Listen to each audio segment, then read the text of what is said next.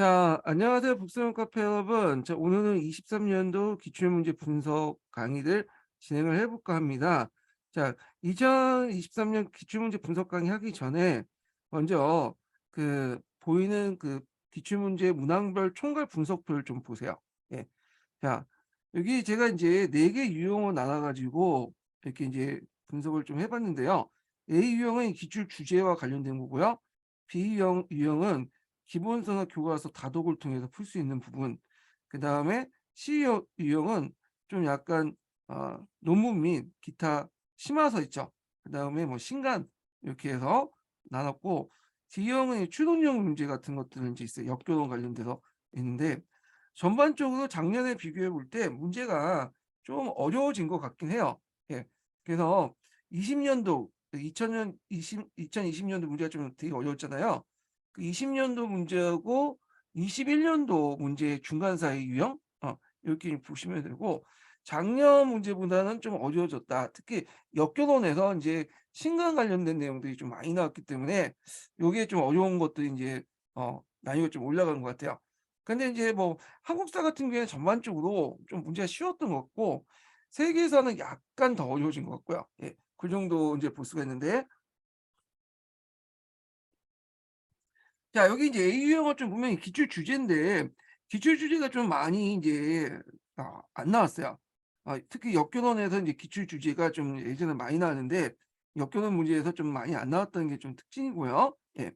그다음에 이제 기본서와 교과서 다독해서 한 40점 정도 이렇게 나왔고 그다음에 이제 여기 C 유형에서 이제 제일 특이한 건 뭐냐면 역교론에서 이제 그 신간 관련돼 가지고 대략 7점 가량의 문제가 나왔다고 보고 있거든요. 예. 물론 이제 다른 교재하고 이제 약간 겹치는 부분도 있긴 있고 추론할 수 있는 부분도 있긴 있지만 여기에서 제가 보기에는 이런 신간 관련된 문제가 나왔다. 신간은 여러분도 아시죠? 역사교도 첫 걸음이라는 책에서 이게 나왔고 이런 것도 있고 7점이 아니라 5점이네요. 네, 말 잘못했어요. 예. 5점 있고 입론과 구상책에서 2점짜리 나왔으니까 이렇게 이제 있고 그래서 이제 이렇게 해서 이제 한번 봤고요. 그러면 이제 문제를 이제 풀어볼게요.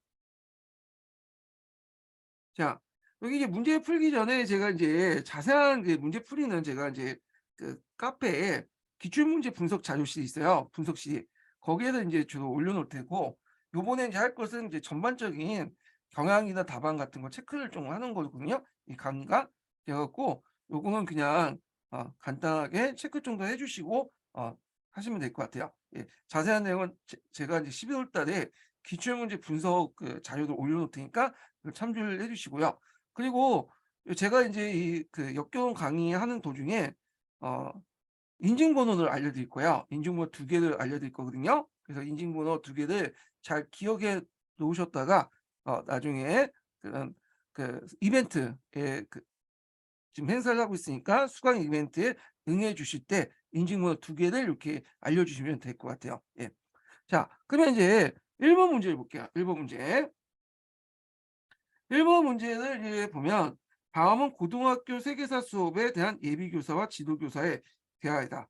자, 가로 안에 기획에 공통적으로 들어갈 내용과 가로 안에 니은에 공통적으로 들어갈 내용을 순서대로 쓰시오. 이렇게 있거든요. 자, 일단 이 지도교사가 이제 시민혁명과 국민국가의 형성 단원의 수업은 어떻게 구성할 계획인가요? 이렇게 있어요. 예비교사는 아마 이제 교생 시스템 나왔던 교생 정도 되겠죠. 예. 시민혁명, 민족주의, 그다음에 자유주의, 국민 국가 등의 무엇을 토대로 둔 학습의 중점을 둘러 갑니다. 자, 여기 기억에 들어간 기입형 문제죠. 이 역교론은 이제 최근에 여기 기입형 문제가 나와. 예. 그래서 개론서에 있는 기본서에 있는 내용을 뚫고 물어보는 기입형 문제가 나오는데 여기에 이제 들어갈 것은 역사의 내용, 예. 사실, 역사적 사실을 얘기한 거고요. 그다음에 또 이제 계속 물어보죠. 자, 주로 명제적 지식을 초점을 두고 맞추고 있군요. 하지만 역사 교육에 활용할 수 있는 개념에는 뭐를 이해하는 필요한 개념도 있습니다. 이와 관련돼서 니라는 인물인데 이 니가 이제 보통 그 개념의 종류를 나눌 때 역사의 내용을 토대로 한 실질적 개념 외에 또 여기 뭐와 관련된 2차적 개념, 메타 시스토리 개념인데 요 니은에 들어갈 것은 뭐냐면 역사학의 방법이죠.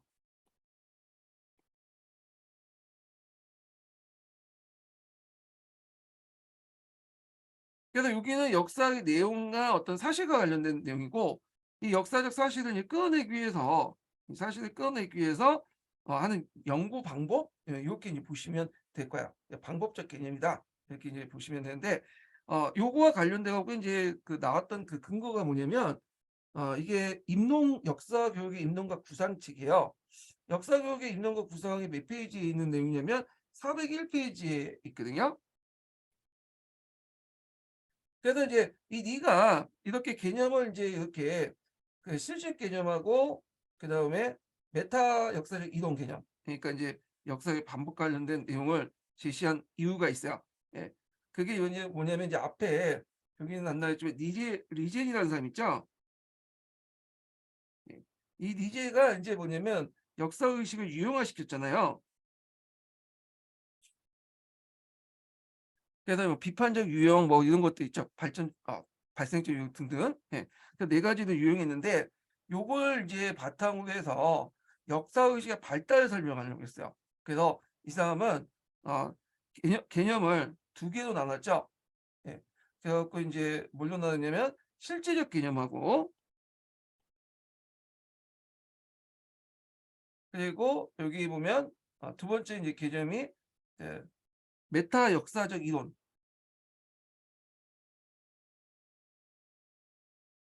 그다음에 어 여기 이제 또 이렇게 두 개 나왔는데, 이 실제적 개념, 역사적 이론 개념 나왔고, 요게 2차 개념이 나오고 있어요, 여기는.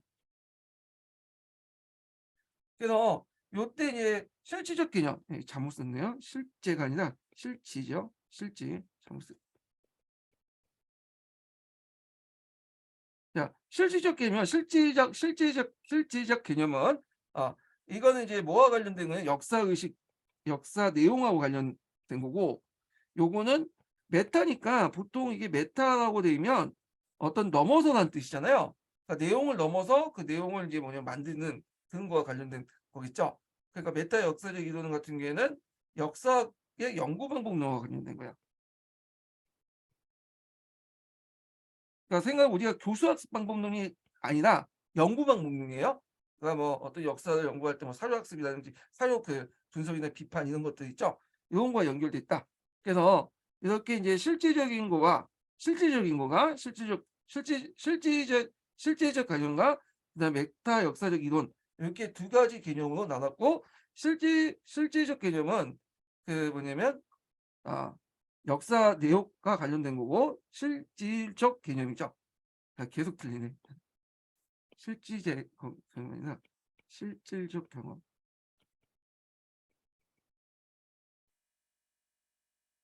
그래서 이건 역사 내용과 관련된 거고, 메타 역사적 이론 2 차적 개념은 역사학의 연구 방법론과 관련된 거다. 그래서 그 당시 류제는 역사 의식을 유용하고 그 비판하는 과정에서 이걸 이어받아 갖고 네가 제시한 개념이다. 이걸 통해서 역사 의식의 발달을 설명하려고 했다. 네, 이렇게 보시면 돼요.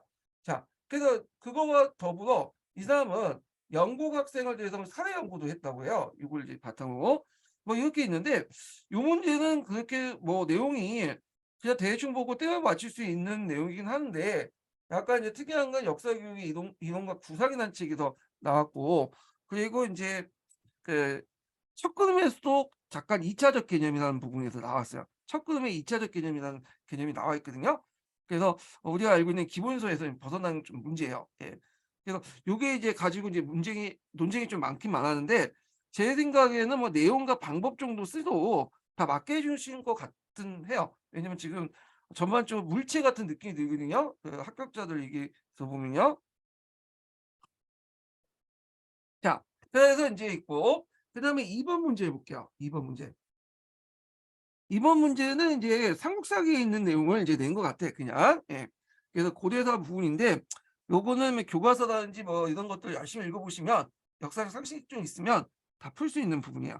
예, 보면 자, 밑줄친 기읒과 니은의 왕명을 순서대로 쓰시오. 이렇게 있거든요. 자, 왕 11년 7월 백제왕이 크게 신라를 군사를 일으켜 나라 서쪽의 40여 성을 쳐서 빼앗았다. 그래서 여기에서 이제 파도대 그 고구려와 함께 모의하여 당항성을 빼앗아 당으로 가는 길을 끊어하니 왕이 당태종에게 사신을 보내서 위급한 사실을 알렸다. 이렇게 있죠. 자, 여기 이제 보면 이 왕 11년은 누굴까? 이 왕은 누굴까? 일단 왕은 이 왕은 여기 앞에 왕은 이제 이게 선덕여왕 관련된 내용이고 요 왕은 이제 진덕여왕 관련된 내용 같아요. 예, 여기 뭐 앞에 있는 기사니까 왜냐면 이제 이게 신라복이니까 주체가 그렇죠. 예, 이렇게 있고 그러면 이제 요때 백제왕은 누구냐면 의자왕이에요. 의자왕. 예, 우리 마지막 그 뭐냐면 왕 있죠. 아, 그래서 의자왕 때 이제 그 국경선을 보면 그 당시 이제 신라 때 한강유역을 뺏겼잖아요. 그래갖고 여기에 백제가 있었고 여기 신라가 있었는데 그때 이제 신라는 상당히 위기에 빠졌어요. 왜냐면 이 백제하고 고구려하고 이제 이렇게 동맹을 맺었고 여기서 앞뒤로 이렇게 치는 형태였거든요. 그래서 신라는 이 한강 유역을 얻고 나서 여기다 당항성을 이제 뭐냐면 쌓고 여기를 통해 당나라와 교류를 하고 있었던 거야. 근데 신라 같은 경우에는 일단 이제 땅은 넓을지 몰라도 백제보다 그렇게 인구가 많지는 않았어요. 여기 백제는 거의 노른자 땅을 가지고 있었잖아요. 그래서 백제가 인구도 많고 고구려하고 백제를 동시에 막아야 되니까 앞에서 북쪽에서 또는 이렇게 그 서쪽에서 막 공격을 양면으로 공격을 하는 거죠. 그러니까 신라는 상대적으로 적은 인구를 가지고 있었고 그거조차도 양쪽을 막아야 되니까 상당히 뭐냐면 불리한 형세였죠. 예. 그래갖고 이제 백제와 고구려가 동맹을 맺고 물론 이제 백제와 고구려가 동맹을 맺은 거에 대해서 학계에서 의견이 많긴 해요. 안 맞았다, 뭐 맺었다 하는데 뭐 하여튼 자 이거 넘어가고 자 하여튼 우리는 백제와 고구려 맺었다고 보고 교과서 관점에서 그래서 이제 백제가 이제 그 당시 고구려 연합해서 당항성을 공격해서 여기를 공격했다는 거죠. 그래서 신라 입장을 때 이 당항성이 끊기면 당나라와 연결하는 그 통로가 끊길 거 아니에요. 그러니까 이제 왕이 이제 당태종의 사신을 보내서 위급한 사정을 알렸다. 뭐 이렇게 이제 보시면 되겠죠. 자, 그 다음에 이제 왕 원년 정월 17일 비단의 베어 죽었는데 이에 연루되어 죽은 이가 30명 있다. 2월 이창 알천을 상대 등에 임명하여 대하천 수송을 우두주의 군주에게 임명하고 그래서 이제 쭉 있고 그 다음에 아울러 왕을 주구로 삼고 낙랑 국왕을 책봉했다. 이게 아마 이제 당태종 때 이제 그 책봉한 내용인데 그럼 요 왕은 누구냐? 자, 성덕 여왕이라고 대부분 쓰신 분도 있다고. 왜냐면 성덕 여왕 때 그 비단의 난이 일어났다. 이렇게 돼 있잖아요. 근데 성덕 여왕 때 비단의 난이 일어난 건 맞아요. 이거는 팩트인데 문제는 이제 이 비단의 난이 일어날 때 성덕 여왕이 죽었어요. 그리고 비단의 난을 이제 김유식 진압을 했잖아. 그때 이제 도중에 이제 왕이 바뀌었는데 이 사람이 진덕 여왕이 된 거야. 그러니까 비단의 난 때 도중에 성덕 여왕이 죽고 그리고 그 다음에 이제 진덕 그 비단의 난 도중에 진덕 여왕이 즉위를 했다. 예, 그러니까 여기 왕 원년은 진덕 여왕이 되겠죠. 예, 그래서 진덕 여왕이 즉위하고 나서 그 당시 이제 그 당나라부터 책봉을 받은 거죠. 그래서 여기 진덕 여왕과 관련된 내용이야. 이 진덕 여왕. 그래서 이제 요 내용도 있고 자, 그다음에 이제 3번 문제 볼게요. 3번. 자, 3번 문제 보는데 가로 안에 기역에 공통적으로 들어갈 명칭을 쓰고 가로 안 니은에 들어갈 단체 이름을 순서대로 쓰시오 이렇게 있거든요. 자, 여기 보면 자의정 김병국이 아래기를 기역을 궁구 가문을 소속시켜 통제하는 방도를 적절하게 조치하는 명이 있었습니다.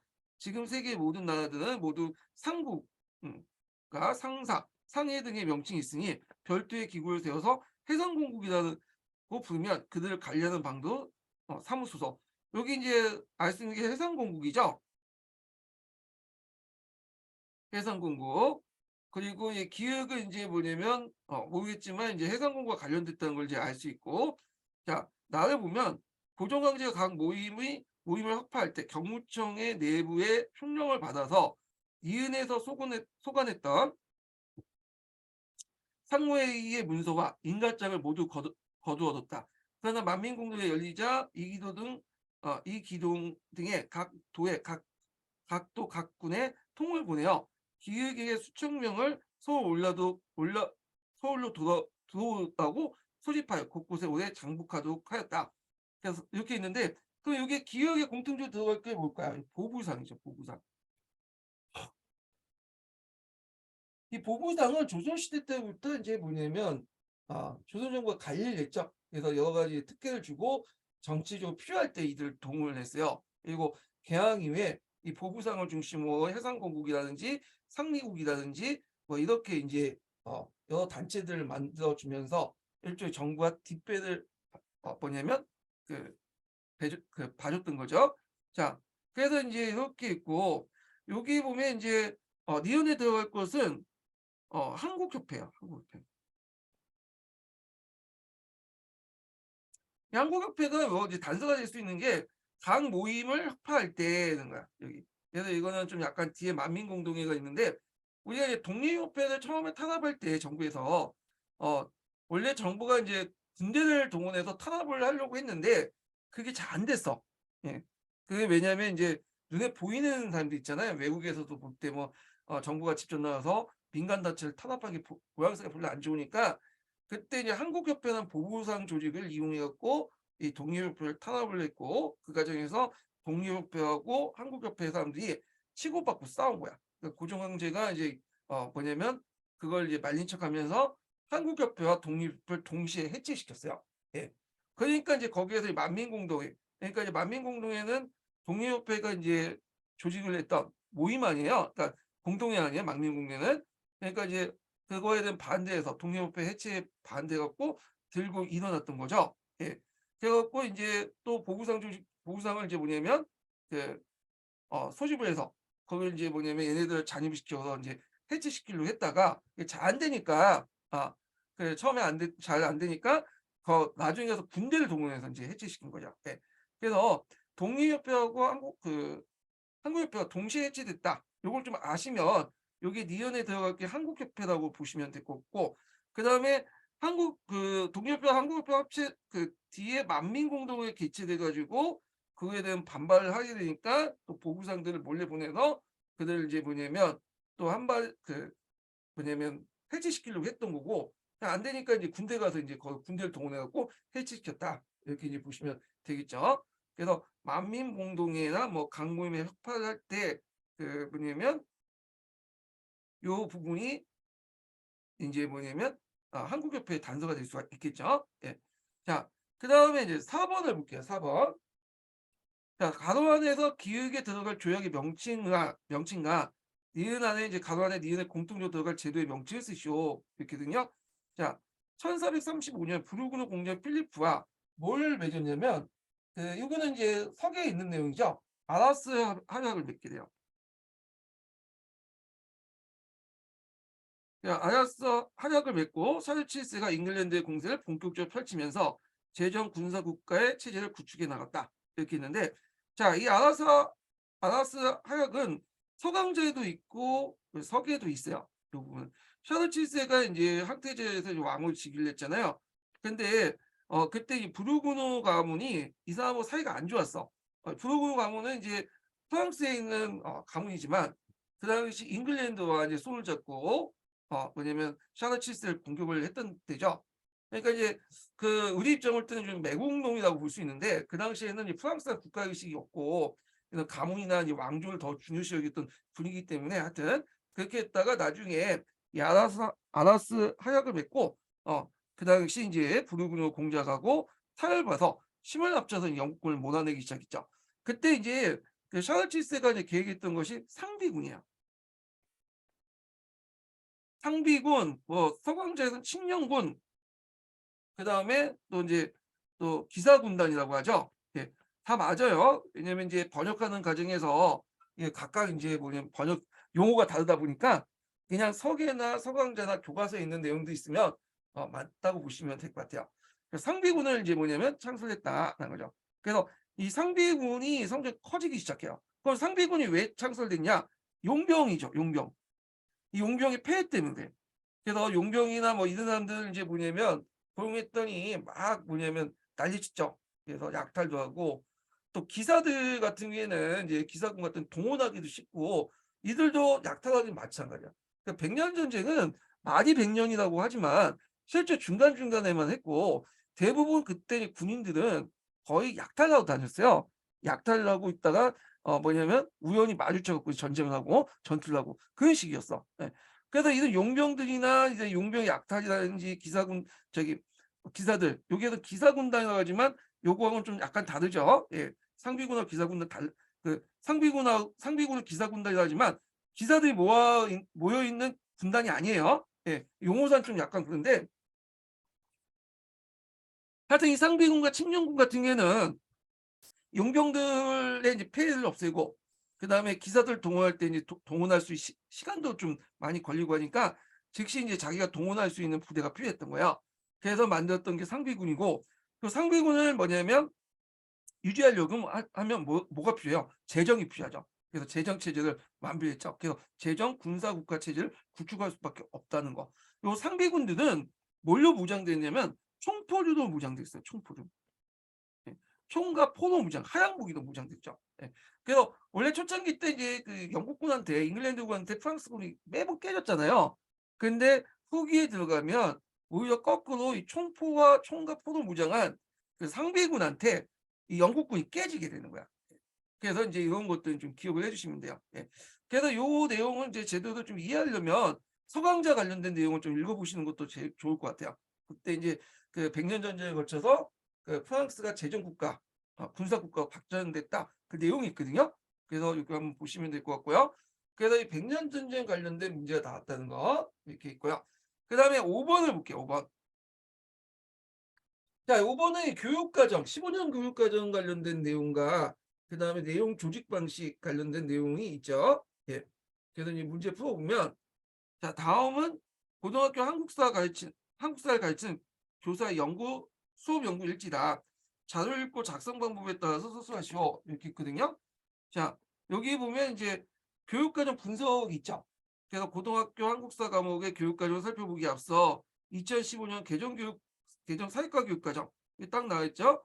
2015년 개정 교육과정인데 2018년에 수정된 거예요. 2018년에 한국사 내용을 어떻게 개혁하고 있는지 살펴볼 필요가 있다. 자, 학생들이 그 중학교에 어떤 내용을 학습했는지 확인하는 것은 매우 중요하기 때문이다. 2015년 개정 사회과 교육과정에서 학교급별로 한국사 내용을 개혁하는 방식은 자, 학교급별이라는 걸 중학교, 뭐 고등학교 이런 거죠. 중학교, 고등학교 각각의 통사적 완결성을 꾀하면서도 기획에 들어간 것. 자, 계열성을 확보하는 방법. 요번에 제가 이제 전 시간에 방금 역교론에서 할 때 그 내용을 했는데, 자, 요거는 뭐냐면 중학교는 정근대 중심으로 계열성을 확보하죠. 그 다음에 고등학교는 근현대사 중심으로 계열성을 확보하죠. 그래서 학교급별로 내용 차이를 둬서 이런 식으로 계열성을 확보한다. 그렇지 않으면 초등학교, 중학교, 고등학교가 맨날 똑같은 내용을 배우는 거야. 똑같은 내용. 애들이 흥미를 잃을 수가 있죠. 그게 이제 2015년 개정교육과정뿐만 아니라 이 내용은 실차 교육과정부터 시작했어요. 그리고 현행 하는 2022년 개정교육과정도 그 틀이 계속 유지가 돼요. 중학교 역사는 정근대사 중심, 고등학교 한국사 원투가 있죠.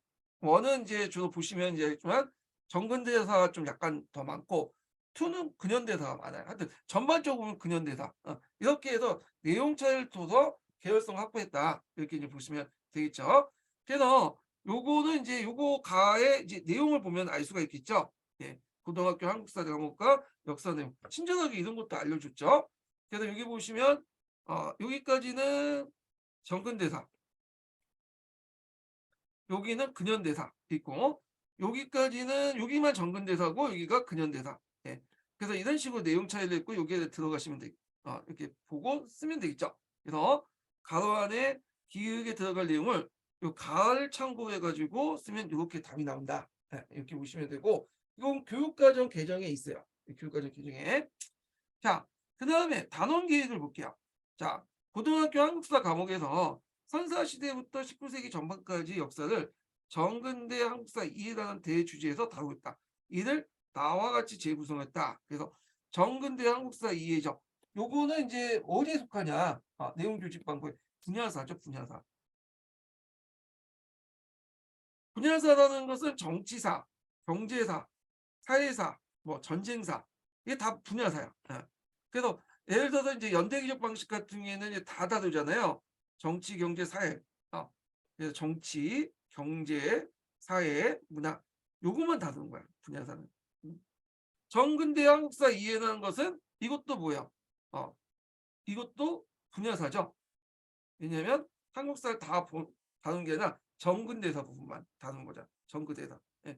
그래갖고 이제 이걸 분야사라고 이제 보시면 되고, 참고로 정근대 한국사 이해는 이게 이제 단원이 지금은 안 나왔는데 요거는 이게 2015년 개정교육과정이죠.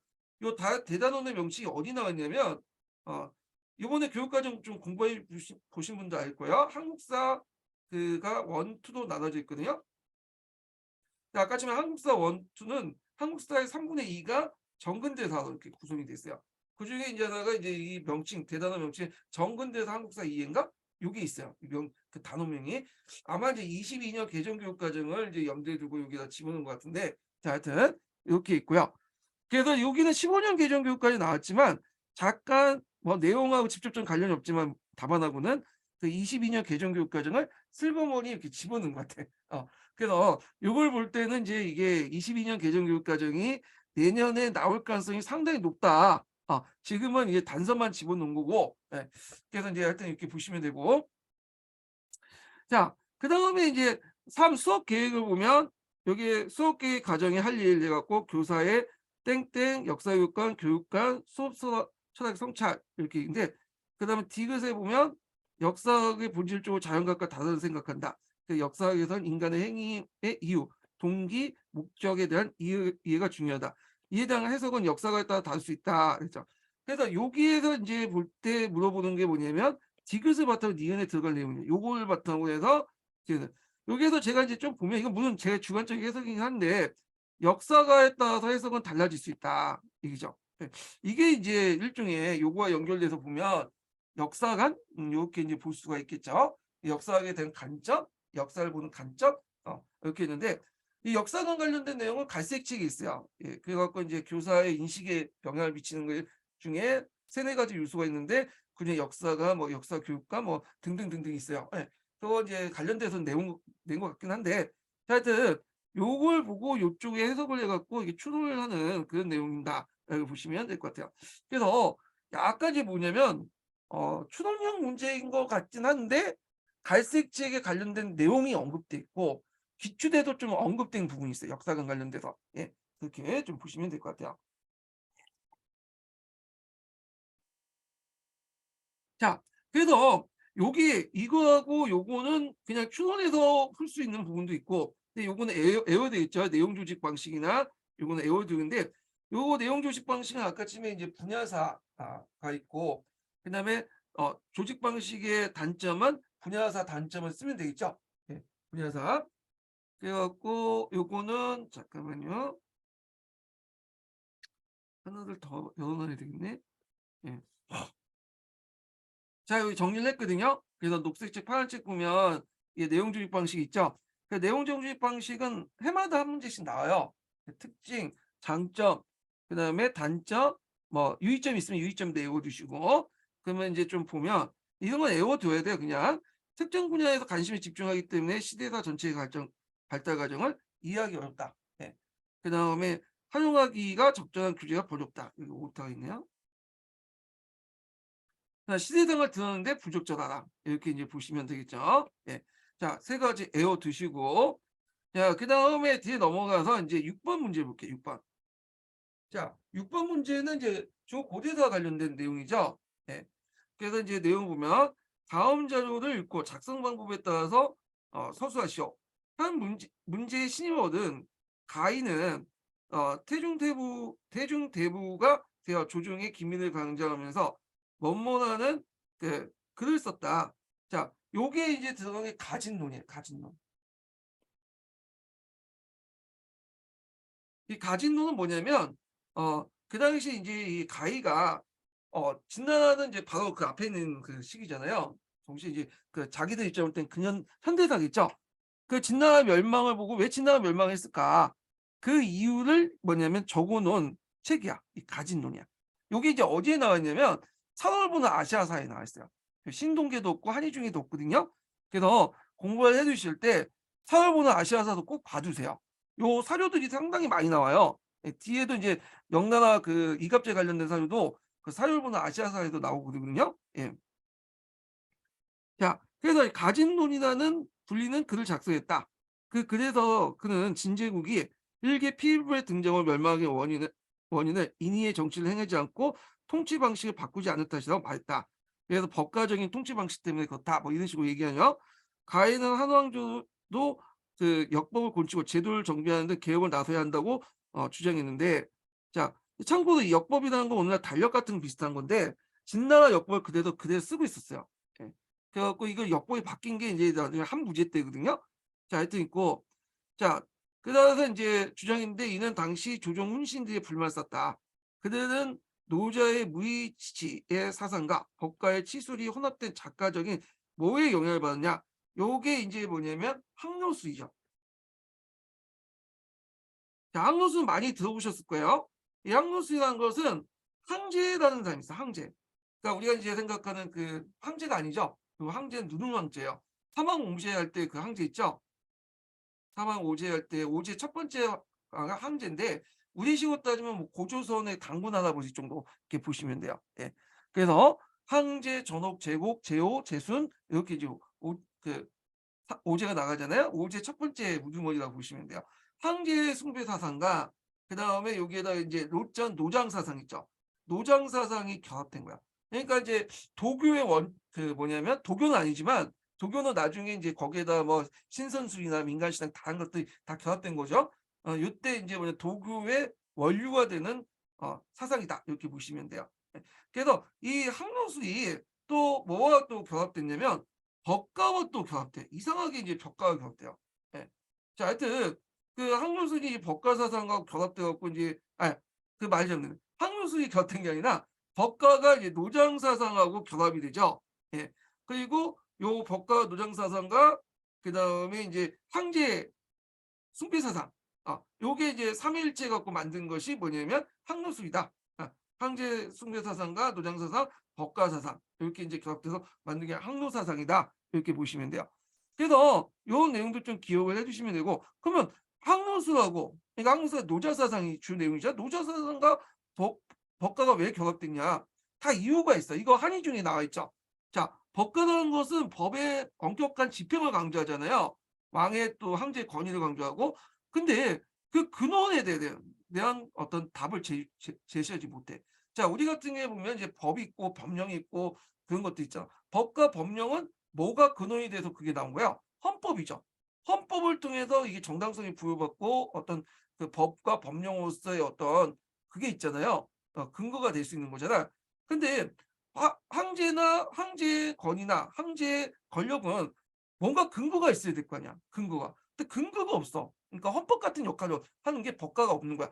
그냥 무조건 황제가 힘이 세고 황제가 말하자면 무조건 듣고 그다음에 까라면 까라. 그런 거야. 근데 어떤 것은 정당성이라는 게 있어야 될 거 아니야. 뭔가 자기 그 헌법 같은 역할을 할 수 있는 게 필요하잖아요. 그래서 이제 뭘 끌어다 썼냐면 노자가 말하는 도라는 개념을 끌어다 쓴 거야. 예.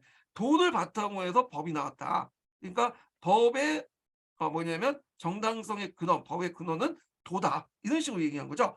그러다 보니까 법가하고 도가하고는 전혀 뭐냐면 그 맞지가 않는 것 같지만 은근히 이런 식으로 해서 또 흠짝을 끼울 수 있는 거죠. 그래서 이걸 결합해서 나온 게 항로사상이고 항로사상은 또 노자의 영향을 받다 보니까 이제 뭐냐면 또 모든 것을 내려둬라. 후식 정책을 피하죠. 그래서 인위적인 것들 다 없애고 그런 것들을 이제 강조했죠. 근데 그럴 수밖에 없었던 게 뭐냐면 문제나 무제 시대 때 그 한나라 초기 때는 상당히 이제 한나라 진나라가 좀 있다가 곧바로 망하고 혼란기에 있다가 한나라와 초나라가 거의 7년 동안 지네끼리 치고받고 싸우잖아요. 그러니까 전쟁 이후야. 얼마나 황폐해야 됐겠어요. 그런데 국가가 뭐 말리 그 여러 가지 토목 사업을 위해서 사람들 끌어들이고 원정 나가서 뭐 그 하면 돈이 많이 들고 백성들이 이 상당히 피곤해질 거 아니에요. 그러다 보니까 백성들의 어떤 생활 가치, 백성들 생활에 국가가 간섭 안 하고 노토치하고 그다음에 세금도 깎아주는 그런 항노수 사상을 바탕으로 통치했다는 거죠. 근데 이런 항노수가 입각한 정치는 사회적인 여러 가지 문제점을 이제 뭐냐면 해결하지 못하게 되죠. 그래서 이 국가가 그걸 가지고 정확히 이제 개입을 해 갖고 뭔가 하려고 했던 거예요. 그래서 이제 이게 이제 한무제 때부터 이제 물론 그전에 이제 가히나 이제 조조 같은 사람들이 이제 "국가가 개입해야 된다." 뭐 이런 식으로 얘기를 하겠지만 이제 한무제부터 본격적으로 유교를 받아들여서 이제 항노수보다는 유교를 바탕으로 한 국가를 이제 운영하려고 했던 거죠. 그래서 요런 것도 인제 같이 기억을 해 두시면 될 것 같고요. 자, 그래서 인제 요렇게 했고 그래서 이제 이런 주장 "항노수를 극복하고 한무제 시기 때 춘추 공양전이기도 유교적 이념을 추구하는 데 크게 기여했다." 뭐 이렇게 있는데 그 앞부분은 각자 읽어 보시고 가희의 친한책 관련된 내용들 쭉 얘기를 하고 이렇게 했어요. 자, 그럼 가만의 기역에 들어갈 명칭 뭐겠어요? 가진론. 그다음 디귿에 공통적으로 들어갈 걸 항노술. 항노술은 노자, 황제사상, 그다음 법가사상이 결합됐다고 했죠. 그다음에 밑줄치 니은에 일어난 사건에 대해서 기술해 보시오. 이렇게 했거든요. 자, 여기에서 인제 니은은 일기 필부의 등장. 필부의 등장 누구야? 그 당시 인제 진승하고 오강이죠. 진승하고 최초의 농민반란이었던 이렇게 있고 이게 일어난 것을 인제 보면 대에서 사건을 서술하는 거니까 뭐 대충 이제 요렇게 쓰시면 되겠죠. 진의 가혹한 통치나 법가주의적 형주의적 정책을 반발하여 징승 5강의 난이 일어났다. 뭐 이렇게 쓰시면 되고 자 니은의 구체적인 내용을 서술하시오 이렇게 있잖아요. 그래서 이제 그 니을 같은 경우에는 이제 춘추 공양제에 기초한 유교 지배이념 이거 뭐겠어요? 이거는 천인상승이죠. 동중성이 주장한. 예. 그래서 유교 중에 이제 그때 유교가 고문학파하고 근문학파 이렇게 두 가지로 나눌 수 있는데 근문학파 같은 경우에는 이제 이걸 참의서들을 많이 끌어들여요. 예.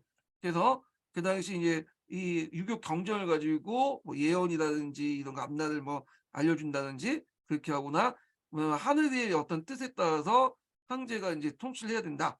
그래서 하늘이 황제의 통치를 보고 잘하면 상승 그 징조를 주고 못하면 여러 가지 폭풍이라든지 가뭄이라는 같은 재해를 준다는 거죠. 그래서 하늘 이때 하늘을 이는데 하늘이 황제의 정치에 반응한다, 상응한다. 이게 천인상서이죠. 천인상서. 그래서 이제 어 이 구체적 내용을 쓰라고 하는데 이거 예전에 한번 시험 문제 나왔던 거죠.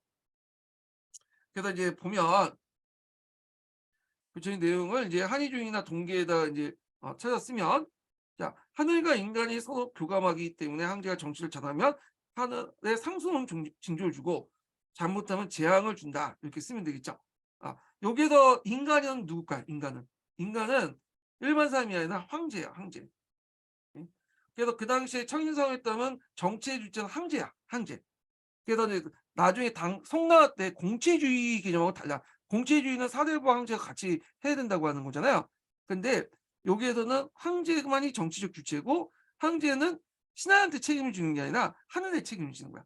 약간 왕권신수하고 비교 비슷하다 볼 수 있죠. 예 이렇게.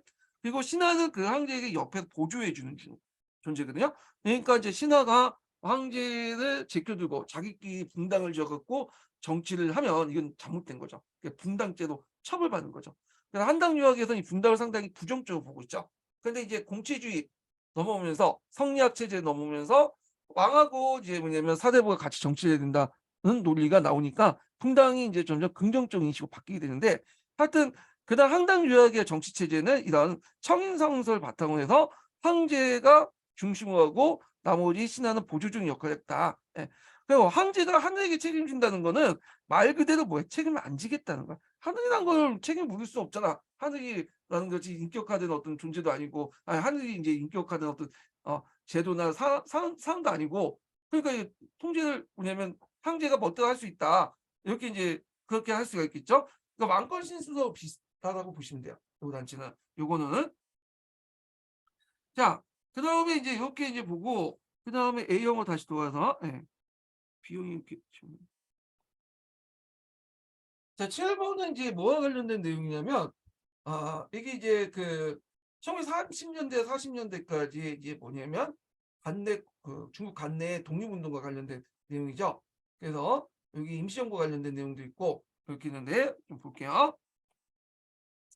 자, 다음 자료를 읽고 작성 방법에 따라 서술하시오. 이렇게 있거든요. 자, 우리의 정당한 투쟁이 반민족적 반혁명 세력에 의해 좌절되고 회색분자들의 방해로, 회색분자라는 것은 이제 뭐냐면 약간 민족주의 운동을 하면서도 약간 이제 뭐냐면 친일적인 성격? 이렇게 이제 보시면 돼요. 약간 이때 분자들은.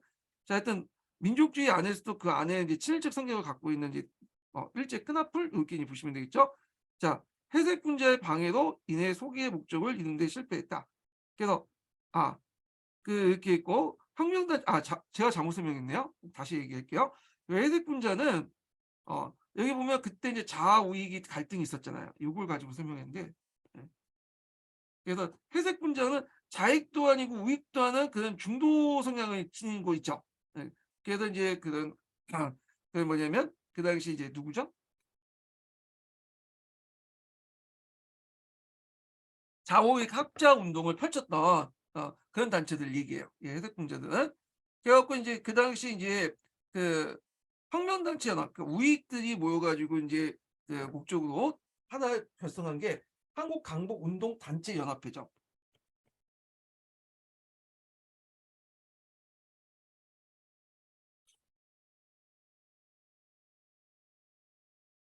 예. 그래서 여기 보면 한국국민당도 있고,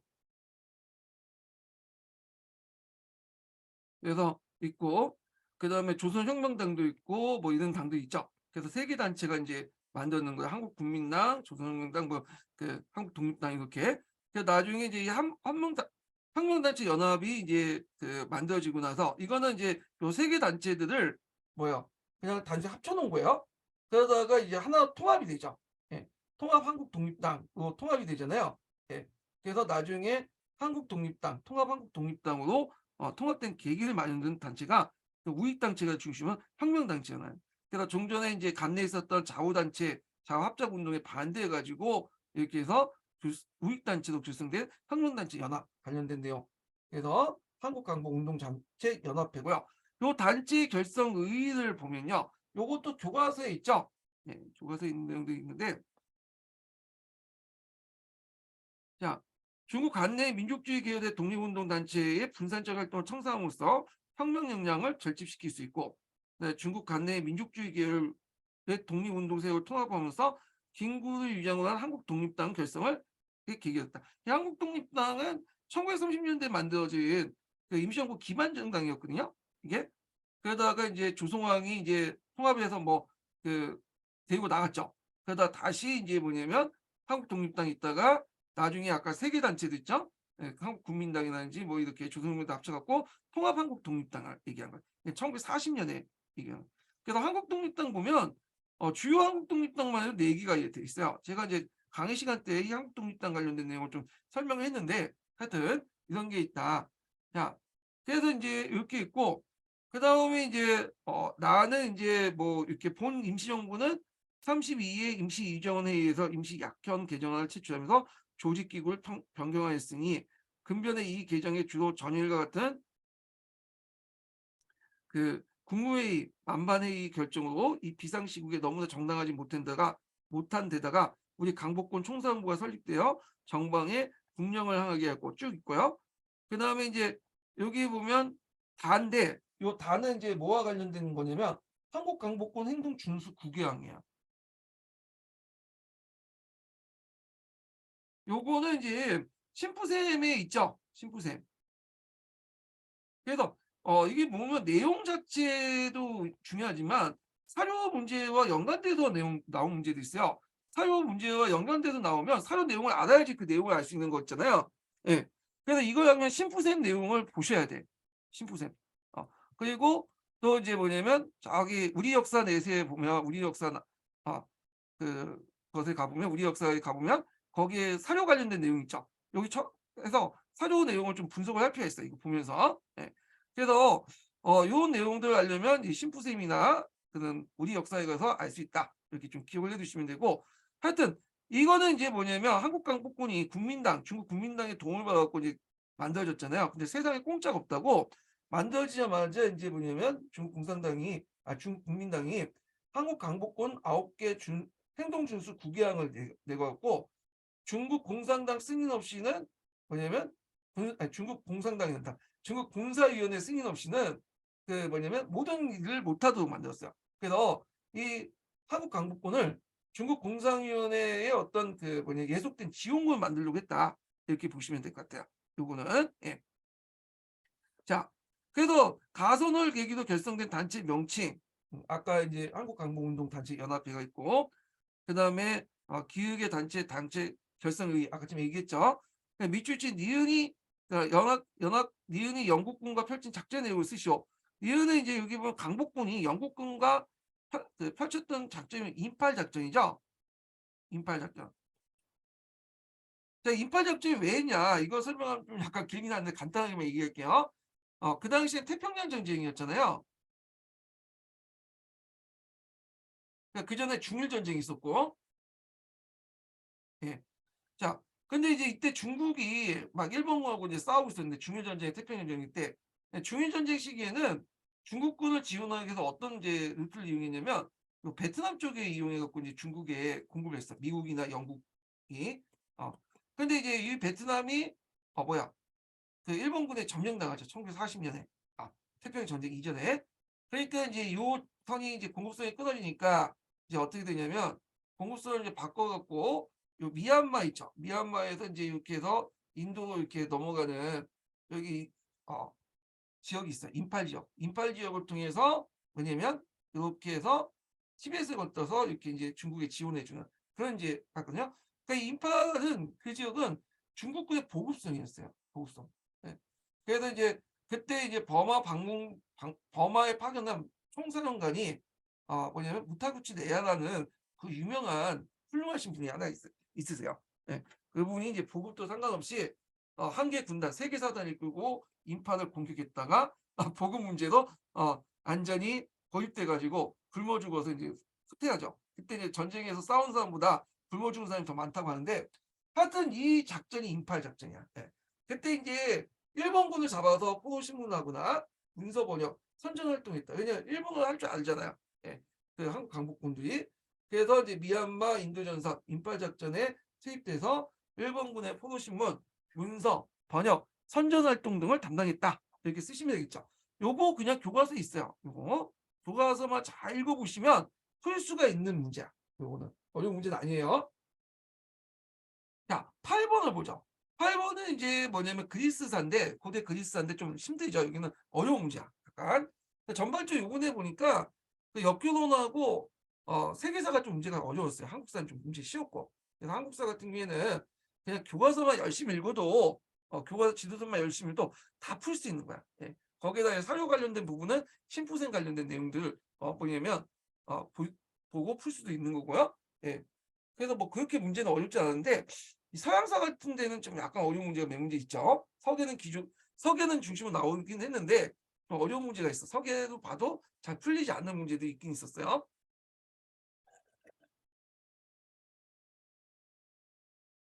자, 그럼 문제 보면 다음 전을 읽고 작성 방법에 따라 소수하시오 이렇게 있거든요. 자, 펠레폰네스 전쟁 이후에 코린토스와 못못은 아테나 파기에 예속할 주장했지만 스파르타는 이에 반대했다. 대신에 장벽을 허물고 12척을 제한 모든 배를 스파르타에 넘기며 추방된 자를 받아들이고 스파르타 동맹을 체결하는 조건으로 아테나 강화 맺었다. 그래서 그 아테네가 이제 페르시아 전쟁에 제국주의 정책을 강하면서 많은 사람들이 원성을 놨잖아요. 많은 폴리스에. 그러다 보니까 이제 코린토스와 테베 같은 나라들은 승전국 입장에서 아테네를 강력하게 처벌해서 아예 없애자. 지도상에 없애버려라. 그랬더니 이 스파르타는 그래도 페르시아 전쟁 때 페르시아군을 물리치고 지금까지 그리스를 도와줬 그 방파제 역할을 했던 것이 아테네지 않냐? 그게 너무했다. 그래서 아테네 목숨줄만 살려놓자 해가지고 그런 조치를 취했던 거죠. 자, 그래서 이제 이렇게 있고 그 다음에 이제 아테네에서는 이제 전쟁이 끝난 후에 31명의 대표로 선출되어 스파르타 강화안을 이행하기 시작했다. 그래서 새로운 체제에 대한 입법을 주면서 민주정 당시에 주요 인사를 체포하고 처형했다. 뭐 이렇게 있고요. 자, 그러니까 디귿인데 헬레니카라고 하는데, 자 여기에서 이제 좀 눈여볼 게 이 헬레니카보다는 뭐가 유명하냐면 아나바시스라가 유명해. 이 아나바시스. 자 아나바시스가 뭐냐면 그 당시 이제 이 헬레니카를 쓴 사람, 여기 디귿을 쓴 사람이 누구냐면 크세노폰이라는 사람이 있어요. 크세노폰. 어. 그래서 이 그 크세노프가 그 당시 이제 그 용병이죠. 용병 대장이었는데 그 당시 페르시아에 가갖고 그때 그리스 용병을 데리고 페르시아 갔다가 나중에 돌아오는 길을 적어놓은 게 있어요. 이게 이 아나바시스야. 네. 아나바시스인데 요 아나바시스를 알고 요 크세노프를 쓴 분이면 상당히 그리스 역사에 상당히 좀 약간 어, 박식한 지식을 가지고 계신 분이야. 아마 요거는 거의 못 썼을 거예요. 이 크세노프는. 예. 자, 하여튼 요 아나바시스와 관련돼서 단서를 찾아서 이렇게 쓰시면 될 것 같고, 자, 그 다음에 이제 뭐 나를 보면 니르데 펠로폰네스 전쟁 이후에 스파르타 소아시아 지역에서 군대를 주둔시켰다. 뭐 이렇게 아나바시스 내용이 있고요. 다를 보면 기원전 396년 아테네와 테베를 비롯해 그 폴리스는 반 스파르타 동맹을 결성했고 스파르타와의 전쟁을 일으켰다. 이렇게 있죠. 그래서 후전에서 테베는 스파르타 공격을 받았는데 레오크트라 전투 이거 유명하죠. 사선진 전투 되게 유명해요. 이거 외워두세요. 예. 이 레오크트라 전투에서 그 당시 그 뭐냐 스파르타군과 그 동맹국들 쳐부셨죠. 예. 그래갖고 이제 이때 이 전투를 계기로 해갖고 패권이 테베로 넘어가게 되는데 요게 이 네오코트라 전투가 예전에도 한번 시험에 나왔어요. 네. 제가 이제 그 기출문제 분석에 네오코트라 전투 관련된 내용을 적어놨거든요. 이 전투 명칭은 외워두시는 것도 좋을 것 같아. 언젠가 나올 것 같아. 자, 그러면 이제 보면 가관의 기획에 공통적으로 들어갈 폴리스 명칭 테베죠. 테베. 그다음 가로 안에 디귿에 들어갈 인명 아까 크세노프가 있고 그다음에 이유를 의미하는 정치적 변화를 서술할 거 이렇게 있거든요. 그래서 이제 여기 부분 니은은 이제 아까 지금 아테네 30명의 대표를 선출하여 이렇게 있는데 석에 있죠. 30명이 참주의 가두제가 성립됐다. 30명은 나왔으니까 30명이 이게 키워드는 아닐 것 같고 여기 석에 있는 가두제 성립이 키워드인 것 같고요. 해요. 석에 있는 내용이고 자, 밑줄진 미은의 원인 미은은 이제 아까쯤에 반스파르타 동맹을 결성했다. 그래서 펠로폰네스 전쟁 이후에 테베가 이제 그 당시 이제 누구야? 그 스파르타 한편 먹고 처음에는 막 아테네 없애니까 아테네 그 없애자고 주장했고 근데 스파르타 말렸잖아요. 근데 그 사이에 이제 스파르타와 테베가 이제 사이가 벌어지기 시작했어요. 예. 그래서 그것도 있고 스파르타와 다른 나라와 또 사이가 벌어지게 되죠. 그래서 딱 보니까 이 하는 행동 스파르타 하는 행동이 아테나보다 더하다는 거죠. 네. 그래서 스파르타는 각 폴리스의 군대와 감독관을 파견하고 고액의 공납금을 요구하고 억압적이죠. 그러다 보니까 예전에 아테네도 그 제국주의 정책을 했잖아요. 근데 아테네 행동보다 스파르타 행동이 더 막 나간 거죠. 예. 그래서 이제 이런 것들 때문에 이제 스파르타 패권이 그렇게 오래 가지 못했다. 이렇게 보시면 될 것 같아요. 자, 그 다음에 9번을 보죠. 9번. 다음 제도 읽고 작성 방법에 따라 서술하시오. 이렇게 있거든요. 자, 요 관련된 내용은 가와 나인데 요거는 이제 그 한문 해석 관련된 내용은 제가 사료 이렇게 있어요. 뒤편에 가보시면 제가 해놨거든요. 그래서 여기 있으니까 이제 요걸 이제 참조를 해주시고요. 예, 각자 보시고 시간 관계상 넘어갈게요. 그래서 이제 가는 뭐와 관련된 거냐면 상강행실도와 관련된 거예요. 상강행실도.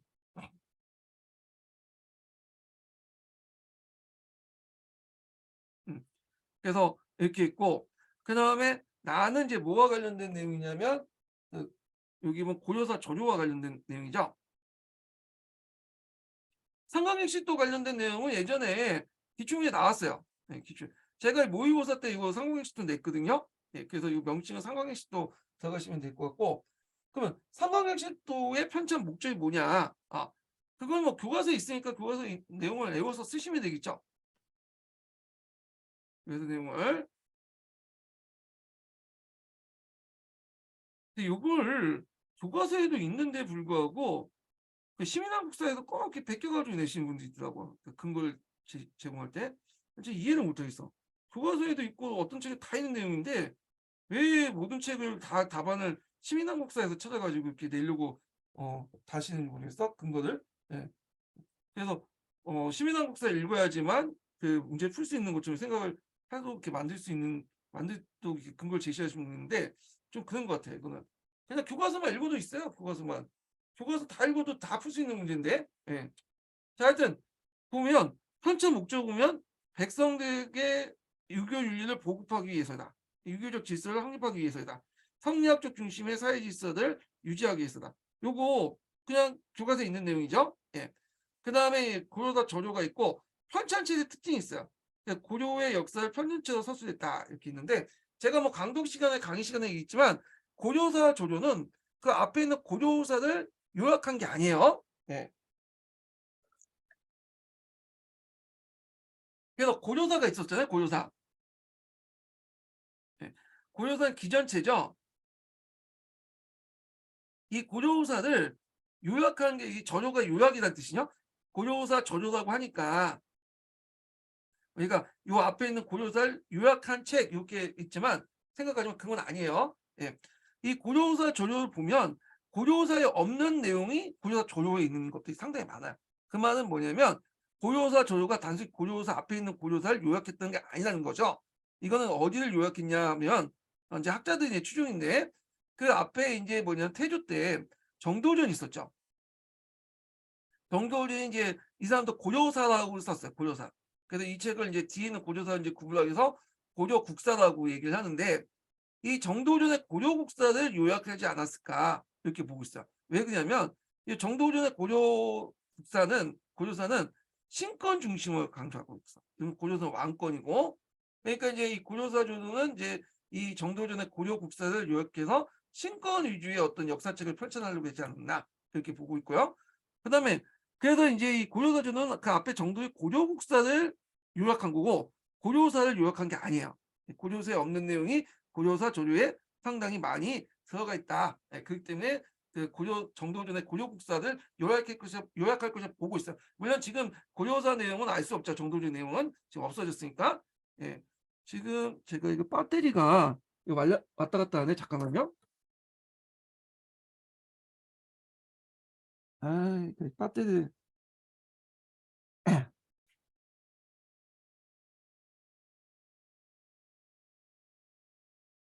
이게 잠깐만요.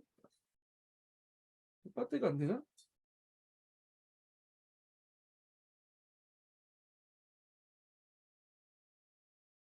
이거 큰일 났다 이거. 왜 안 돼?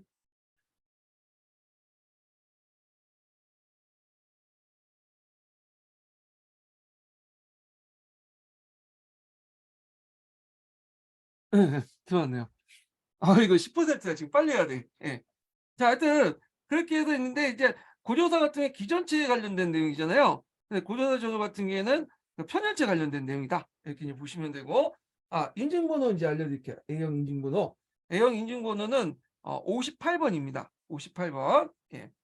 자, 10번 문제인데 10번 문제는 중국 근현대사 관련된 문제죠. 예. 그래서 이제 여기 보면 가와 관련된 내용이 있고 그다음에 다 이렇게 이제 있는데 여기 보면 요거는 이제 가는 이제 뭐냐면 요동반도 한보조약이와 관련된 내용이고 그다음에 나는 이제 뭐냐면 그 청일 통상 항해 조약과 관련된 내용이에요. 그다음에 이제 여기는 그 위의 조차 조약인데 정조 위의 전조라고 해요. 예, 뭐 하여튼 쉽게 말해서 위의 조차 조약 이렇게 이제 보시면 돼요. 예. 그래서 요건 요동반도 한보조약 관련된 내용이니까 이제 요동반도를 다시 돌려주겠다는 내용이 주 내용이거든요. 그래서 15세기 때 맺어진 그 요동반도나 이런 지역을 다시 뭐냐면 중국에 돌려주겠다. 뭐 이런 내용들을 구성돼 있고요. 예. 자, 그다음에 이거는 이제 삼국 간섭 때문에 맺어진 거죠. 그다음 나 같은 경우에는 이제 청일통상항해 조약인데 이때 이 조약을 이제 본 게 뭐냐면 이 예전에 청일수 조교라는 게 있었어요. 청일수교 조교는 그 나한테 평등한 관계에서 맺어 있거든요. 청나라하고 그뭐 일본이 만국공법이라는 그 평등한 관계를 맺은 조약인데 이 조약은 뭐냐면 불평등한 조약이야. 불평등한 조약. 예. 그래갖고 청나라가 이제 일본보다 뭐 아래로 보고 이제 맺어진 거죠. 일본이 우위로 해갖고 그러다 보니까 이제 일종의 체국 대우라든지 이런 것들이 일방적으로 중국이 이제 일본이 중국한테 부과할 수 있는 거죠. 체국대 같은 거. 그래서 체국대우나 영사재판권이 쌍방향이 아니라 일본이 뭐냐면 중국한테 부과하는 그런 걸로 바뀌게 되는 거죠. 예. 그래서 이걸 뭐라고 하냐면 판무적인 조약이다. 이렇게 보면 돼요. 판무적인 조약. 잠깐만요. 꺼지려고 하기 때문에.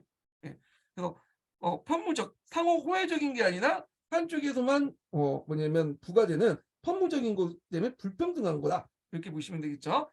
자, 그럼 문제 풀어보면 기획에 들어갈 조약 원칙. 아까 이 자체가 요동반도 한부 조약이니까 미얀스카이 시모세키 조약과 관련됐겠죠.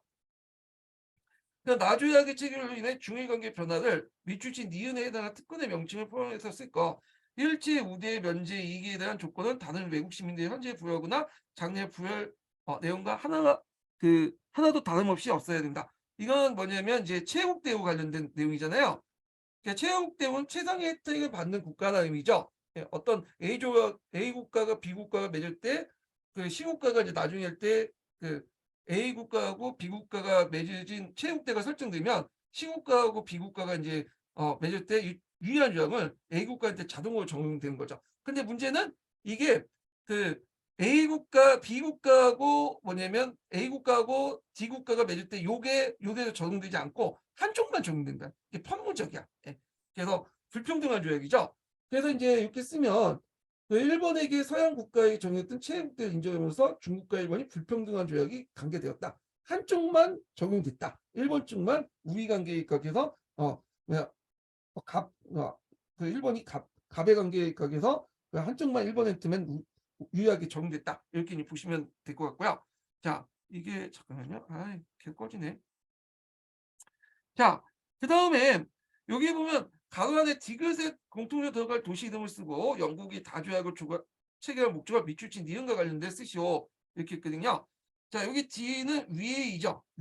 위에는 어디에 있냐면 여기 상동반도에 있으면 이쪽 부분에 있어요. 이쪽 부분. 여기인가? 여기인가? 여기 있어. 그래서 이거 왜 이렇게 요동반도가 여기 있잖아요. 그러니까 여기에 대련이나 여순이 있잖아요. 여기가 이제 러시아 조차지였죠. 삼국 간섭이요. 그러니까 밑으로 내려온 걸 막기 위해서 이제 뭐냐면 여기 있었다. 그래서 위 자체의 그 지정학적 위치가 그 당시 러시아의 남하를 저지하기 위해서 여기 위에 조차지를 둔 거야. 예, 상동반도 위에. 예. 요거는 이제 한인용만 잘 읽어보시면 나와 있어요. 이 부분은.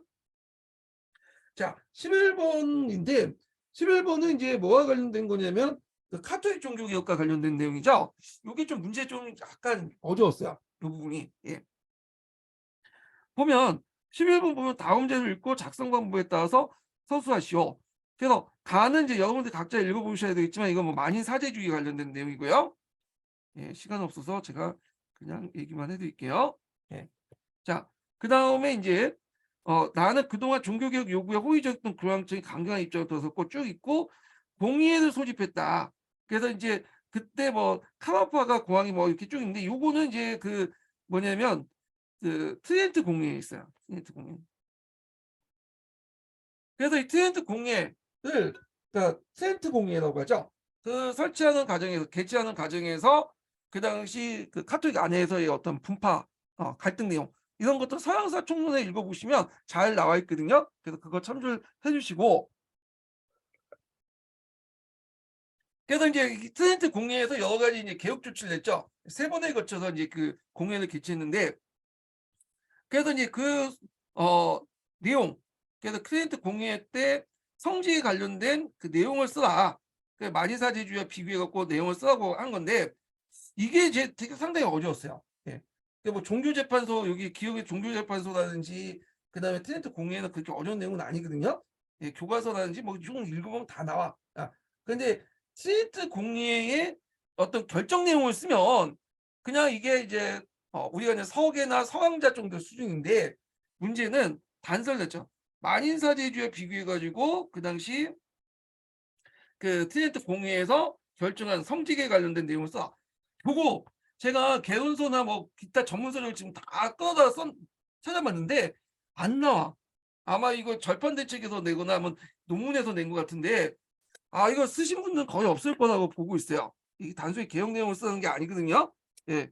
그래서 이거 그냥 틀리라고 낸 문제 같은데, 그래서 이제 어떤 분이 그 네이버 지식에서 검색을 해 갖고 제시를 했더라고요. 그래서 지금은 벌 닫은 답안이 없어 가지고 그냥 그 답안을 이제 뭐냐면 제가 여기다가 달아 놨거든요. 아마 요 답안이 맞을 것 같은 느낌이 들어요. 예. 자, 그때 이제 결정 만인사제주의하고 이제 비교해 보는 거예요. 자, 가는 만인사제주의에 따라서 신앙이 있는 모든 사람이 성직자가 될 수 있다는 방면. 그러니까 뉴터죠. 예. 그리고 니은 성사를 집행한 성직자만 일반인과 엄격히 구분해야 된다. 성직자는. 그래서 성직자는 칠성사를 하죠. 예. 그걸 통해서 이제 뭐냐면 이 사람들에게 은혜를 베풀어 가지고 천국을 갈 수 있도록 하는 거죠. 예. 그래서 이제 있고 가는 만인사제주의에 따라서 신앙에 있는 모든 사람이 미사에 주관할 수 있다고 반면에 나는 성직자에 의해서만 포준화된 세테티 미사를 집정할 걸 결정했다 이렇게 있는데, 아마 이제 그 카톨릭에서 하는 미사 같아요. 예, 카톨릭 신사가 아니어서 잘 모르겠는데, 자, 뭐 요 정도 제시를 했겠는데 그 정확한 근거는 아직까지 찾지 못하고 있거든요. 제가 자료를 좀 나중에 찾으면 제가 제공을 해드리겠습니다. 이 부분에 대해서는. 예. 그래서 이런 문제들은 솔직히 말해서 그냥 틀리라고 낸 문제니까 제껴두고, 예, 그냥 대충 쓰면 1점 맞을 수 있나? 이렇게 이제 보시면 될 것 같고. 자, 그다음 12번 문제 보자. 12번. 자, 12번 문제 보면 다는 고등학교 세계사 수업에 대한 지도교사 예비교사 협의의 대화이다. 그리고 나는 예비교사 1이 수업 장면, 다는 예비교사 2가 작성한 학생 활동지다. 자료 읽고 작성 방법에다가 서술하시오. 이렇게 있거든요. 여기 보시면 알겠지만 이 역조는 문제가 이제 시간이 갈수록 이 지문이 너무 늘어나. 예전에는 그냥 몇 줄밖에 안 됐는데 이 예문이 그냥 어마어마하게 늘어나죠. 예. 그래갖고 이제 점점 이게 읽기가 좀 그런데, 예. 자, 하여튼 있는데 문제 자체는 그렇게 어려운 문제는 아니에요. 요 문제는요. 지문만 많아서 그렇지. 자, 여기 보면 이제 지도교사를 보면, 자, 지난 협의 때 제시된 과제에서 여기 있죠. 2015년 개정 교육과정의 역사과 교과 양양을 위한 수업 설계 이야기, 수업 설계였습니다. 그래서 요거는 15년 개정 교육과정 문제구나 이렇게 이제 보시면 될 것 같아요. 그래서 이제 여기 또 교과 역량 함량 있죠. 역사 교과 함량은 여러분이 이제 각 과목의 이제 성격 목표 할 때 거기 성격에 계속 레파토리처럼 맨날 똑같이 된 거 있잖아요. 한국사도 나오고 역사도 나오고 동아시아도 나오고, 예, 이 5가지 정도의 교과 역량을 얘기하는 거예요. 자, 그래서 예비교사 1은 네, 전원 학생들이 프랑스 혁명 당시의 역사전을 읽고 이를 비판적으로 검토하면서 역사 지식을 구성할 수 있는 기억의 역량을 함량에 초점하죠. 요 기억의 역량은 뭘까요? 역사 자료 분석과 해석이에요. 그래서 15년 개정 교육 과정에 다 있어요. 여기 각 과목의 성격마다 성격의 역사적 분석, 교과 역량 관련된 내용이 있고, 제가 모의고사 때도 요거 교과 역량 냈거든요. 예. 자, 하여튼 자, 이를 위해 제가 먼저 사료 읽고 있는 과정에서 학생들 보여주고자 합니다. 이렇게 있고, 뭐 이렇게 이제 뒤는 쭉 넘어가서, 자, 지도교사 보면 읽기 자료를 통해 논제를 명확히 이해할 수 있겠군요. 글쓰기 활동을 통해 평가와 연계하려면 채점을 용이하고 결과 처리의 객관성을 높일 수 있는데 학생 활동지에 뭐를 추가했으면 좋겠네. 요것도 15년 교육과정 개정이 그대 나오죠. 평가 기준표. 요 그대 나와. 요거 15년 개정 교육과정에 보면 각 과목에 평가 부분이 있어요. 교수학습 평가에서 평가. 요게 시험 문제 낸 거야. 이 평가 기준표 관련된 내용은 22년 개정 교육과정에도 나와 있더라고요. 한국사 원투에도. 예. 그래서 이거 외워두세요. 예. 그래서 개정 교육과정이니 뭐 7차 교육과정이 했는데 내용은 크게 변한 게 없어. 말만 좀 약간 다르기 때문에 내용 구성하고 내용 체계만 좀 다를 뿐이지 기본적으로 들어가는 키워드는 거의 비슷하거든요. 그래서 좀 외워두시고. 자, 그다음에 나는 이제 예비교사 원 수업 장면 해가지고 여기 보면 이 프랑스 대혁명 관련된 인권선언서 관련된 내용이네요. 인간과 시민의 권리 선언 있고 읽기 자료가 이제 있고 이렇게 있고, 그다음에 예비교사 2의 작성 학생 활동지 이렇게 있는데 여기 역사 글쓰기 있고 읽기 자료에 대한 논쟁의 자신의 생각을 500자 이내 쓰시오. 논제 니을 있고 읽기 자료인데 프랑스 대혁명 관련된 내용인데 이 프랑스 대혁명의 뭘 써야 될까요? 이 논제니까 당연히 요 내용을 끌어다 써야 되겠죠. 여기 보면 프랑스 대혁명의 의의와 관련된 내용이에요. 의의. 그런데 여기 딱 보시면 알겠지만 이것도 이제 교과서에 나와 있는 내용이죠. 요 내용인데 프랑스 혁명 정신이나 인권서와 달리 여성들은 인권을 보호받을 수 있는 범죄에 포함되지 못하고 정치 활동에 배제됐다. 그래서 극작가 올랭포트 구주가 여성과 여성 시민의 권리선을 통해 이거 교과서에 있어요. 예, 요거 자체도 여성 인권 선언서가 이제 그 교과서에 있는 내용이거든요. 그래서 이것도 한번 시험문제 나올 것 같긴 해. 그 올랭포트 구주라는 사람 또 유명한 사람이죠. 예, 내가 단두대에 올라갈 수 있듯이 연단에 올라갈 수 있다. 뭐 이렇게 주장을 했던 사람인데, 자, 하여튼 그 성차별 없는 인권의 확장을 요구하면서 여성도 남성과 같은 권리를 가져야 한다고 주장했다. 파트가 계속 다르네요. 예. 그럼 반역죄도 혁명 재판을 해부되어 단두대의 이수를 살렸다. 그래서 이 사람이 이제 너무 이제 그날 설치다 보니까, 그러니까 그때 이제 프랑스 남성혁명가 입장에서 죽었다. 이게 서양사 강자에도 나오더라고요. 예. 그래서 교과서나 강좌 읽으면 있는데 여기에서는 이걸 물어보는 건 아니고 프랑스 혁명이라는 게 보편성, 인간의 자유와 권리에 대해서 했지만 이때 인간의 자유와 권리는 누구한테만 적용됐냐? 남자들에게 적용되고 여성들은 제외됐다는 거예요. 여성은. 여성은. 그래서 여기에서 이제 한계를 볼 수가 있겠죠. 그래서 요거는 이제 프랑스 혁명의 의의와 한계는 무엇인가? 이렇게 인데 잘 보면 이게 잘 보면 역효도 문제보다는 약간 추론형 문제예요. 예. 그러니까 좀 약간 소프트한 추론. 그래서 좀 약간 누구나 고등학교 정도의 문해력만 있으면 풀 수 있는 수능 시험 같은 수능 그 수의 그 국어 능력을 보는 국어 능력을 보는 것 같거든요. 그래서 수능 문제형 같아 보니까. 예. 자, 뭐 이렇게 했고, 자, 그러면 기획에 들어갈 역사과의 교과 역량. 아까쯤에 얘기했죠. 역사적 분석과 해석 있고 가로 안에 니은에 들어갈 내용 여기 보면 평가 기준표. 그다음 밑줄친 디귿사에 나타난 일반적 역사 설명 방식이 서술할 거. 여기 보면 이제 디귿이 보면 읽기 자료 역사 서술 방식인데 요거는 이제 뭐냐면 원인과 결과 관련된 내용이죠. 각자 읽어보시면 이제 아시겠지만, 예. 그래갖고 그다음 프랑스 대혁명이 어떻게 해서 일어났는가, 구제의 모순 때문에 쭉 일어났고 뭐 그 때문에 신문에 불만이 쌓였고, 그래서 이제 뭐 이렇게 해서 뭐 했다. 그래서 이거는 뭐야? 원인과 결과를 관련된 설명, 인과적 설명이죠. 그래서 이거 남색책에 이제 있는 내용, 이거 일반적 설명 방식이고, 요거 인과적 설명을 물어보는 것도 예전에 한번 시험에 나왔어요. 간단하게 물어봤는데 여기도 또 간단하게 물어봤네요. 예, 좀 어렵게 물어보면 되게 어렵게 물어볼 수 있는데, 자, 하여튼 요거는 문제의 그 길이만 좀 길 뿐이지, 예문만 쫙 많고 근데 문제 자체는 그렇게 어려운 문제는 아니다라는 거예요. 요거는 쉽게 풀 수 있는 부분이야. 15년 개정교육과정하고 그다음에 여기 이제 뭐 여기 그 15년 개정교육과정은 추론만 잘하면 풀 수 있는 부분이에요. 이 부분. 그래서 이제 이렇게 해서 이제 A형 문제를 분석 끝났고요. 내일 B형 문제 분석을 하겠습니다. 예, 좀 내일 뵙겠습니다.